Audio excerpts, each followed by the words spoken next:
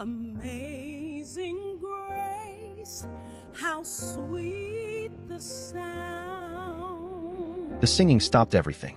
Not a that gunshot, not screaming, not the sound of a man's body hitting the floor 3 rooms away.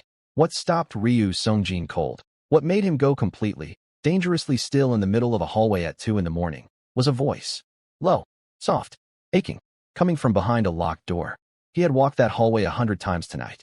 Couldn't sleep. Hadn't slept properly in 3 years. His body knew how to function without rest, how to move, command, kill, but it had forgotten how to be quiet. His mind ran like a machine with no off switch. Every night the same. Every night the silence in his own head was louder than anything outside it. But now there was a voice. He didn't move closer. He just stood there, one hand still in his pocket, and listened. She wasn't performing. She wasn't crying. She was just singing. To herself. Like she was the only person left in the world, and the song was the only thing keeping her company. Something slow and soulful, the kind of melody that didn't need words to mean something. It moved through the door like it had no business being stopped by walls or locks or the weight of everything this compound had seen. Songjin stood in that hallway for a long time. When he finally moved, he didn't go back to his office. He sat down against the wall beside her door. And for the first time in 3 years, Ryu Songjin closed his eyes. If you have ever seen a powerful person completely undone by something they didn't see coming, drop a heart in the comments right now. And if you are new here, welcome to Afro-Korean Untold Stories, where the most dangerous men meet the women they never planned for. Subscribe and stay close. This story is just getting started. 12 hours earlier, Anaya Foster had been arguing with her GPS. Las Vegas in October was beautiful if you were a tourist. If you were trying to navigate the private estates tucked behind the Strip's glittering skyline, it was a different story entirely. The roads back here had no street signs. The gates had no visible numbers. Everything out here was designed to be invisible to people who weren't supposed to find it. Anaya almost turned back twice. She was a choir director. She trained voices for a living. Church ensembles, university programs, the occasional corporate event when the money was right. She was good at her job. Exceptional, actually. Which was exactly why the agency had called her for this one. Private birthday celebration. High-profile client. Generous compensation. Dress formally. Do not ask questions about the guest list. That last instruction should have been her first warning. She found the gate eventually. A man in a black suit checked her name against a list on a tablet without saying a single word, then waved her through. The driveway was long enough to make her stomach shift. By the time the house came into view, she understood why they hadn't given her an address. You didn't find this place unless someone decided you were allowed to. It wasn't a house. It was a statement. For stories of stone and steel and glass, lit from every angle, with men positioned at intervals along the perimeter that she told herself were just security. Normal security. Rich people had a lot of security. She was a professional, and she was here to do a job. She got out of the car with her portfolio bag on her shoulder and her face composed. A woman in a fitted black dress met her at the entrance. Cold eyes. Efficient smile. Miss Foster, you'll perform during the dinner portion. 90 minutes. Chairman Ryu's preferences are on this card. She held out a small ivory card. Nothing improvised. Nothing contemporary. Traditional selections only. Do you understand? Anaya took the card. I understand. Good. Someone will come for you at 8. She was shown to a holding room near the back of the first floor, more of a waiting room, elegant and impersonal, with a chaise lounge and a small mirror and absolutely no windows. She sat down, reviewed the card, and reminded herself that the money being deposited into her account tonight was 3 months of regular work compressed into one evening. She could do 90 minutes with her eyes closed. At 8 o'clock sharp, the woman in the black dress returned and led her through 2 sets of doors and into a dining room that stole her breath before she could stop it. 30 people, maybe 35, seated at a table long enough to land a small aircraft, dressed in a way that made Anaya acutely aware of the exact cost of everything in the room. Flowers that probably had names she'd never heard of. Wine that probably had a year on the bottle older than she was. And at the head of the table, an older Korean man with silver hair and eyes like dark glass, sitting with the particular stillness of someone who had never once in his life needed to raise his voice to be obeyed. Chairman Ryu Hyunsu. Birthday boy. He looked at her when she entered. Just briefly. Then he looked away, which somehow felt more significant than if he had kept staring. Anaya took her position near the far end of the room, nodded to the small quartet already assembled, and began. She sang the way she always sang when the room was too important to let nerves in. She stopped performing and started meaning it. The music filled the space cleanly.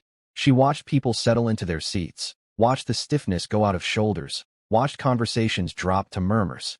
This was what she was good at. This was the thing she knew. She almost didn't notice the man standing at the edge of the room. Almost. He wasn't seated. He wasn't eating. He stood to the left of the main doors with a glass in his hand that he hadn't touched, watching the room the way a man watches something he is responsible for keeping intact.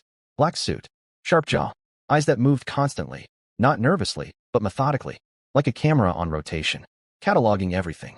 He was younger than most of the men in the room, significantly, and he was looking at her.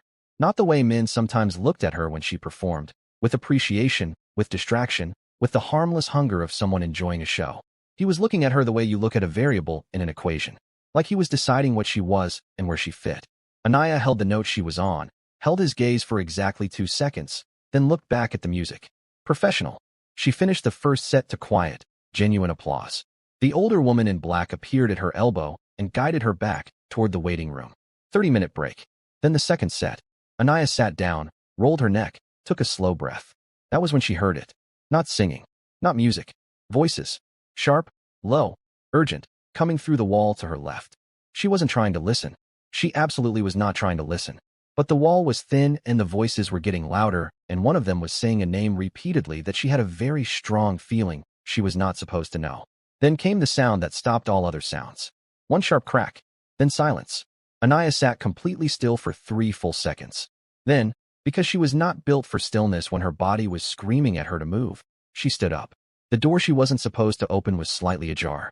She should have stayed seated. She should have put her earphones in and reviewed the second set and pretended her ears didn't work. Every intelligent instinct she had was screaming exactly that. She pushed the door open anyway. What she saw on the other side lasted only 4 seconds before strong hands grabbed her from behind and the room went dark. What would you have done? Stayed in that room or looked? Tell me in the comments. Like this video if you're already hooked. She woke up to cold air and the smell of cedar. Not a basement. Not a cell. The ceiling above her was high and the surface beneath her was a bed, an actual bed, firm and clean, and for a disoriented moment Anaya thought she had imagined everything. The party, the sound, the door. Then she tried to stand up and her legs reminded her that being grabbed from behind and sedated was not, in fact, something she had imagined. She sat up slowly. The room was large. Dark wood floors. One window. And when she moved toward it, she found it sealed. Not locked. Sealed. The kind of modification that didn't happen in normal houses. The door was reinforced steel dressed up in expensive paneling to look like wood. There was a private bathroom to her left, a wardrobe to her right, and on the small table near the window, a tray of food she had absolutely no intention of touching. Anaya stood in the center of the room and took 3 breaths. Panic was not going to help her. She had grown up in Atlanta with a mother who believed in keeping your head when everything around you was on fire. She had carried that into every hard room she had ever walked into. She would carry it here too. She needed information. She needed to understand exactly what she was dealing with. The door opened before she could form a plan. He walked in without knocking. The man from the dining room. Up close he was harder than he had looked from a distance. Not physically, though that too, but in the way that some people carry a kind of density, like the space around them has more gravity than it should. He stopped just inside the door and looked at her with those same cataloging eyes. "You're awake," he said. "Who are you?" It wasn't a question. It was a demand dressed as one. Ryu Song-jin. "Where am I?" "Somewhere safe." Anaya laughed. It came out sharp and humorless. "Safe. I was grabbed from behind in a hallway, and I woke up in a sealed room, and you want to tell me I'm somewhere safe?" He didn't react to her tone. Not even slightly. "You saw something you weren't supposed to see. I saw a door that was already open. You saw what was behind it." She held his eyes. He was right. She had seen exactly what was behind it, and her brain had been trying to process it since she woke up. A man on the floor. Another man standing over him. And a third man young, panicked, whose face she had seen clearly enough to describe to anyone who asked. She understood now why she was here. "So what happens to me?" she said. "Nothing. You stay here until we resolve the situation. Then you go home." "And how long does that take?" "As long as it takes." She stared at him. "I have a life. I have students. I have. Your phone has been handled. Your absence has an explanation. No one is looking for you." He said it without cruelty, which somehow made it worse. Like it was just logistics. Like she was just a variable that needed managing. "The room is comfortable. You'll have everything you need. Except a way out." "Yes," he said simply. "Except that." He left. The door locked behind him with a sound that was very final. Anaya sat on the edge of the bed and stared at the tray of food for a long time. Then she ate. Because her mother had also taught her that you kept your strength when you didn't know what was coming. The compound was a different world at night. She learned its rhythms over the first 2 days. Guards rotated every 4 hours. The hallway outside her room had foot traffic until around midnight, then went quiet. Food came 3 times a day, always delivered by the same silent woman who never made eye contact. Songjin came once each morning. Same time, same knock that wasn't really a knock, same measured questions delivered like items on a checklist. Do you need anything? Is the temperature acceptable? Has anyone spoken to you inappropriately? She gave him short answers. Studied him while she did. He was running on something that wasn't sleep. She could see it. Not in any obvious way, not in the redness of eyes or the looseness of exhaustion. It was subtler than that. It was in the way he sometimes went very still mid-sentence, like his brain needed an extra beat to stay connected to his body. The way he stood near windows in the morning like the light was something he was trying to absorb rather than just see. Something was eating this man alive from the inside. On the third night, Anaya couldn't sleep either. The room was quiet and the silence had a texture to it, the kind of silence that has too many things inside it. She lay in the dark thinking about her students, her apartment, the fall recital she was supposed to be preparing. She thought about the face of the young man she had seen in that room and what it meant that she had seen it. She thought about whether as long as it takes had an end. And then, because she had no instrument and no choir and no outlet, she did the only thing that had ever worked when her mind got too loud. She sang. Not loudly, not performatively, just a low, private melody that her grandmother had sung to her when she was small and the world felt too big. She sang it the way you pray when you're not sure anyone is listening, but you need to say something anyway. She didn't hear him outside the door. She had no way of knowing he was there. Songjin had been on his way back from the east wing when the sound stopped him. He had been awake since the previous morning. That wasn't unusual. What was unusual was the way his feet stopped moving without him deciding to stop. The way his entire body just paused. The voice coming through the door was not performing. It was not trying to move anyone or impress anyone or fill a room. It was a woman alone in the dark reminding herself that she was still alive. There was something in it that bypassed every wall he had built. Not through force, not through strategy, but simply because it was real in a way that almost nothing in his world was anymore. He stood there until the song ended. Then he stood there a little longer. His back found the wall. He didn't plan it. His body just decided that the floor was acceptable and the wall was close, and the sound, even now that it had stopped, had left something in the air that his nervous system didn't want to leave. He closed his eyes. When he opened them, gray light was coming under the door. Morning. Songjin sat up slowly, looked at the light, and understood that something had just happened to him that he did not yet have language for. He stood, straightened his jacket, walked away from the door. But that morning, for the first time, his knock on her door wasn't entirely about logistics. He fell asleep against her door and didn't even realize what that meant yet. Comment your thoughts and keep watching. It gets so much more intense from here. He started doing things that had no operational justification. Songjin was not a man who did things without reason. Every move he made inside this compound, every resource allocated, every decision executed, had a logic to it that he could articulate clearly if asked. That was how he had survived this long. That was how he had built what he built. Discipline, precision, no wasted motion. So when he found himself approving a request for a keyboard, a full-sized electronic keyboard delivered to a locked room housing a woman who was supposed to be a contained problem, he sat with that decision for a long time before he let it go through. She needed something to do, he told himself. Restless captives created unnecessary complications. It was risk management. He almost believed it. He heard her playing that same evening. Different from the singing. More structured, more deliberate, but carrying the same quality of something utterly genuine. He didn't stop in the hallway this time. He slowed. That was different. He told himself it was different. The next morning he came to her door at the usual time and found her already standing, arms crossed, eyes sharp. "Thank you for the keyboard," she said. She didn't sound grateful. She sounded like she was gathering information. "You were restless. You could hear me being restless?" He said nothing. Anaya tilted her head, just slightly, in a way that told him she had noticed more than he wanted her to have noticed. "How long has it been since you slept?" The question landed differently than he expected. Not softly. She didn't ask it softly. She asked it the way you ask someone if they're bleeding, direct, and without decoration. "That's not your concern," he said. "I'm a choir director. I spend my entire life reading what people's bodies are doing when they think nobody's watching." She kept her eyes on him. "You haven't slept since I got here. Maybe longer." "I sleep." "Not really." He looked at her steadily. "Is there anything else you need?" "Answers." "Not those." "Then we're done here," she said, and turned back toward the keyboard.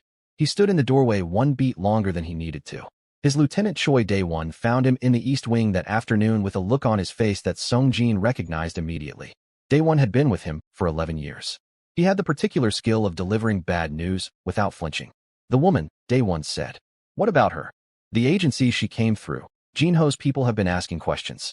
Not loudly, but they've been asking. Songjin set down the document he was holding. How much do they know? That she went into that house and didn't come out. They don't know she's here. Not yet. Day1 paused. We could move her. Different location. Cleaner separation from this compound. No. Day1 was quiet for a moment. Songjin. I said no. We handle Jinho's people directly. Pull their attention somewhere else. He picked the document back up. She stays here. Day1 didn't push. He had learned a long time ago when pushing was useful and when it wasn't. But Songjin saw the look. Quick, careful, filed away, and knew exactly what his lieutenant was thinking. He didn't offer an explanation. Anaya had been mapping the compound in her head since day one. Not physically. She had one room and a bathroom and a window she couldn't open. But she mapped what she could hear. Guards to the east, heavier traffic in the morning. Deliveries came to the north side around noon. Songjin's office had to be somewhere in the west wing based on where his footsteps came from before his morning visits. There were at least 12 people in this building at any given time, maybe more at night. She was not going to fight her way out. She was not built for that, and she wasn't delusional enough to pretend otherwise. But she was smart, and she was patient, and she was beginning to understand something about Ryu Songjin that he clearly hadn't intended for her to understand. He came back, not just in the mornings. She could hear him now. She had learned the particular sound of his footsteps, the specific weight and rhythm of them, different from the guards, different from day one, who moved more quickly. Songjin's steps were measured, always the same pace, and they came past her door at night more than once. Sometimes they stopped. She had started leaving space in her playing for that, weaving the music into something that could reach through a door without trying to. She wasn't performing for him. She wasn't manipulating him. It was more complicated and more honest than that. She was doing what she always did, using music to make sense of a situation that had no other sense in it. But she was also a woman in a locked room who had exactly one card in her hand, and she was starting to understand its value. On the fifth night, she stopped playing mid-piece and said, clearly enough to carry through the door, "You can come in if you want to, or you can keep standing in the hallway. Either way, I know you're there." Silence. Then the door opened. Songjin stood in the frame looking at her with an expression that was the closest thing to caught she had seen on him. He recovered fast. His face went neutral in under a second, but she had seen it. "I was checking the corridor," he said. "At midnight. Security is not a scheduled activity." Anaya turned on the keyboard bench to face him fully. "Sit down." He didn't move. "I'm not going to do anything. She stopped. Started again. "I've been in this room for 5 days. I would like to have a conversation with an actual human being, and you're the only one who comes in here and speaks." Something shifted in his expression. Not softness exactly. More like a door opening 1 inch. He sat down. Not close. He took the chair by the wall, the one farthest from her, and sat in it the way he stood, straight, controlled, present. Like sitting was a tactical position rather than a rest. "Why can't you sleep?" she said. "You don't stop." "No, I don't."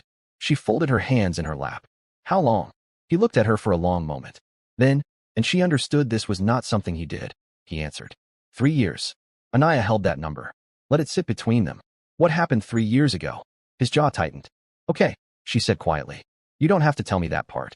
He looked at her hands on her lap, then at the keyboard behind her. "Play something," he said. She turned back around, and she played.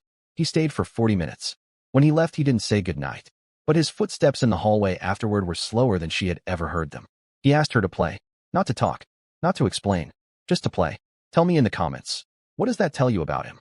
And if this story is pulling you in, you already know what to do." The call came in at 3 in the morning. Songjin was already awake. He was always already awake, seated at his desk in the West Wing when Day One pushed through the door with his phone already extended. "Jinho," Day One said. One word. Everything in it. Songjin took the phone. The voice on the other end was smooth in the way that things are smooth when sharpened to a dangerous edge. Park Jinho, head of the Eastern faction. A man Songjin had been navigating around for 2 years, not because he feared him, but because a war with Jinho meant collateral damage he hadn't been willing to absorb. Until now, Jinho had stayed in his lane. "I heard you had an interesting birthday celebration for your father," Jinho said. "My father's celebrations are family business." "And the woman? Is she family business too?" Songjin's hand didn't tighten on the phone. He had too much control for that. But something cold moved through his chest. "I don't know what woman you're referring to." "Anaya Foster, choir director. Went into your father's estate 11 days ago and hasn't been seen since." A pause. A smile in the voice. "I'm just making sure she's comfortable, Songjin. It would be unfortunate if something happened to her." The call ended. Songjin set the phone down and looked at it for 4 seconds. Then he stood. Double the rotation on her corridor, he said to Day One. Nobody enters that wing without my direct clearance. Nobody. He was already moving. And find out who Jinho has inside this building. Day One's face went very still. You think we have a leak? Jinho knew her name. Her full name. He knew which estate. He knew 11 days. Songjin stopped at the door. We have a leak. Anaya felt the shift before she understood it. Guards rotated at 2 instead of 4. Footsteps in the hallway became more frequent, heavier. The morning delivery came an hour early. Something had changed overnight, and the entire compound was recalibrating around her. When Songjin came to her door, it was earlier than usual, and his knock was sharper. He stepped inside and closed the door. Someone knows you're here. The words landed cold. Who? A man named Park Jinho. Eastern faction. He called me this morning with your full name. He washed her face. He'll use you as leverage against me. Anaya stood slowly. So, I went from being your problem to being his weapon. Yes. She laughed, short, sharp, no humor in it. That is genuinely the worst thing anyone has said to me in 11 days. She crossed her arms. So what now? I move you. Secondary location. Off the books. No connection to the Ryu name. Where you end this. Whatever Jinho is holding, you end it, and I go home. It's not that simple. Then explain it to me like I'm intelligent. Which I am. Something moved across his face. He was quiet for a moment, deciding how much to give her. The man you saw that night, he said. Kwon Taeyong. Jinho's nephew. He was inside that room because someone in my father's house let him in. Someone connected to Jinho. He paused. You are the only outside witness who can identify him. Jinho needs you either controlled or gone.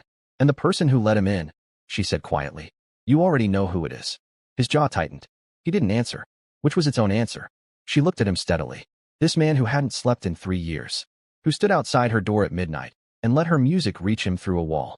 Who gave her a keyboard and pretended it was risk management. How long have you known? She said. Long enough. And you haven't moved because it's someone close to you. Silence.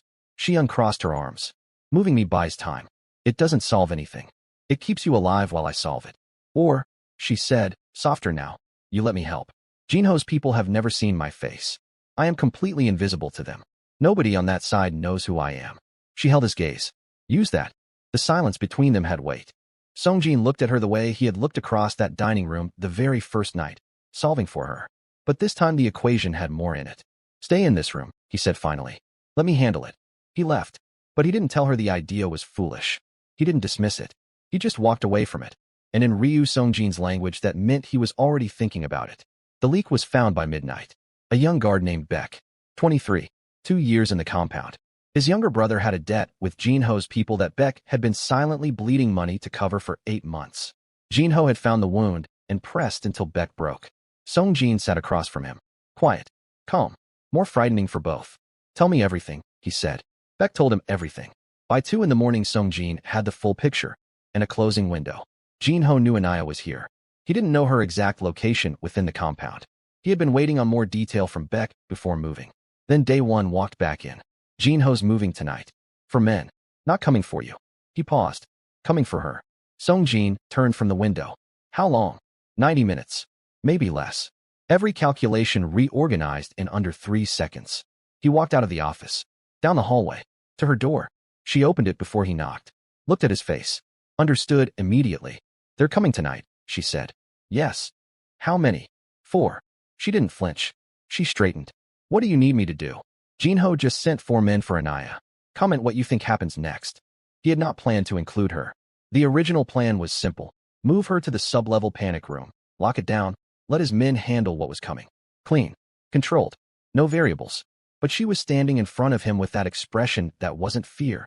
Something sharper than fear. Something more useful. And he heard himself speak before the decision fully formed. North Corridor. It runs from this wing to the garage. If I pull Jinho's team toward the east side, create enough movement over there, you go through the North Corridor with Day One. He gets you out through the garage. And you. I handle the east wing. Alone. I'm rarely alone. She looked at him for a long moment. Songjin. First time she had said his name without anything formal attached to it. He noticed. She noticed that he noticed. Come back from the east wing. For words. Quiet and direct the way she said everything. They landed somewhere he didn't have armor for. Move when Day One tells you to move, he said. Don't stop. Don't look back. He walked away before she could say anything else. Jinho's men came in at the north perimeter. That was their first mistake. Song Jin had anticipated the north entry and repositioned 3 of his best men there before midnight. Quan Taeyong, she said clearly. I saw his face in that room. I know what he did. I also recorded everything through my phone before your people took it from me. She let that land. Watched Jinho's amusement cool by several degrees. A recording that is currently sitting in a cloud account that I have not accessed from any device inside this compound. It uploads automatically to 3 separate recipients if I don't check, in every 72 hours. Complete silence. Jinho's calm developed a crack in it. You walk away from Song Jin completely, she said. No more pressure. No more leverage. No more sending men over walls in the middle of the night. You pull back entirely, from him, from his family, from his operations. You do that, I sign your document and delete the recording. She tilted her head. You don't, and I let the clock run out. Jinho looked at her for a very long time. Then he looked at Song Jin. Song Jin said nothing. He just looked back at Jinho with the particular expression of a man who has just watched something extraordinary happen and has absolutely no intention of interfering with it. Jinho smoothed the front of his jacket. Bring the document, he said quietly to the man behind him. They drove back through Las Vegas in silence. Not uncomfortable silence. The kind that has too much in it to need words. When they got back to the compound, Day 1 disappeared tactfully and immediately, which told Anaya that Day 1 was significantly more perceptive than he let on. She and Song Jin stood in the corridor outside the room that had been hers for 11 days. The recording, he said finally. There is no recording, she said. They took my phone before I could do anything with it. I had nothing. She paused. But he didn't know that. Song Jin looked at her. Something in his expression broke open, slowly, the way things open when they have been locked a very long time. It wasn't a smile exactly. It was the thing that lives just underneath a smile in a man who has forgotten how to let one through. You bluff, Jinho, he said. I read the room, she said. That's what I do. He took one step toward her. Then another. Close enough now that she had to look up slightly to hold his eyes. His hand came up slowly, giving her every opportunity to step back, and when she didn't, he tucked one finger under her chin. You could have run tonight, he said quietly. When we were in the car. When we were in that room. You had moments. I know. Why didn't you? She held his gaze. Because you asked me to stay. He kissed her slowly. Like a man handling something he was terrified of dropping. Like a man who had been standing outside a door for a very long time and had finally decided to walk through it. When he pulled back, his forehead dropped to hers. I have a recital to get back to, she whispered. 12 students who have been learning Stevie Wonder for 3 months. He made a low sound that was, unmistakably, finally, a laugh. Small, quiet, real. Anaya pulled back and looked at his face like she was seeing something she had been waiting for. There it is, she said softly. He looked at her. There's what? Your laugh. She smiled. Took you long enough. He pulled her back in, and this time she let him hold her in the quiet hallway of a compound that had held her captive and somehow, impossibly, had given her this. Outside, the Las Vegas skyline burned bright against the dark. Inside, for the first time in 3 years, Ryu Song-jin was at peace. He finally laughed. She finally got him. And Jinho never saw a black choir director coming. None of them ever do. Drop a comment. Were you rooting for them from the beginning? Like this video, share it with someone who needs a good story in their life, and we will see you in the next one. Afro-Korean Untold Stories. We don't do boring here.